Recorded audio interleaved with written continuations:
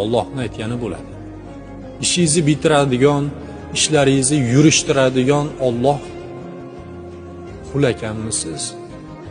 Tan olganmisiz shuni? Xotirjam bo'ling. Joningizni jabborga bermang. Sababini qilyapsizmi? Bugun bo'lmasa, ertaga albatta bo'ladi inshaalloh. Agar sizga yaxshiligi bo'lsa, o'sha harakat qilayotgan narsangizni oxiri sizga bir yaxshilik bo'lsa albatta bo'ladi. Bo'lmadimi demak, bu meni yaxshiligimga emas deng. Tan bering, tavakkal qiling.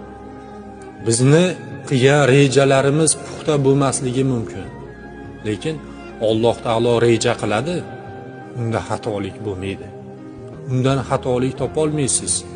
Joningizni jabborga berib, o'zingizni bunchalik qiynamang. Sababini qiling, qolganini Allohga kifoya qiling. Hammasini hal qiladigan u.